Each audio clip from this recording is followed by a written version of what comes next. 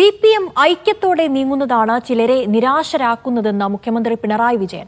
എറണാകുളം ജില്ലാ സമ്മേളനത്തിന്റെ ഭാഗമായുള്ള പൊതുസമ്മേളനത്തിൽ സംസാരിക്കുകയായിരുന്നു മുഖ്യമന്ത്രി. മറൈൻ ഡ്രൈവിൽ നടന്ന പൊതുസമ്മേളനത്തിൽ ആയിരങ്ങൾ പങ്കെടുത്തു. 10,000-ലേറെ പേർ അണിനിരന്ന റെഡ് വോളണ്ടിയർ മാർച്ച് 6 മണിയോടെ സമ്മേളന നഗരിയിൽ പ്രവേശിച്ചു.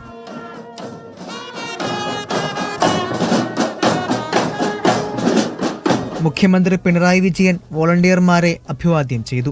പ്രവർത്തകരാൽ നിറഞ്ഞു കവിഞ്ഞ മറൈൻ ഡ്രൈവിലെ പൊതുസമ്മേളനം മുഖ്യമന്ത്രി പിണറായി വിജയൻ ഉദ്ഘാടനം ചെയ്തു.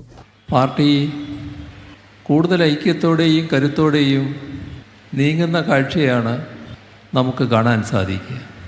അതിൻ്റേതായ നിരാശ ചില നിക്ഷിപ്ത താല്പര്യക്കാരിലുണ്ടെങ്കിലും നാടാഗ്രഹിക്കുന്നതും ജനങ്ങൾ ആഗ്രഹിക്കുന്നതും അതാണ്.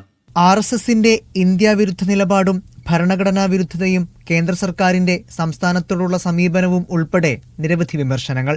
ഒപ്പം BJPക്കെതിരായ പ്രതിപക്ഷ പാർട്ടികളുടെ യോജിപ്പിനെയും പിണറായി ചൂണ്ടിക്കാട്ടി. തങ്ങളുടെ മൂന്നാം ഊഴത്തിൽ എല്ലാം അട്ടിമറിച്ചെടുക്കാം എന്നായിരുന്നു സംഘപരിവാർ കണക്കുകൂട്ടിയിരുന്നത്. പക്ഷേ അതിനവർക്ക് കഴിഞ്ഞില്ല. ഇതൊരു വിപത്താണ് എന്ന് രാജ്യം തിരിച്ചറിഞ്ഞു.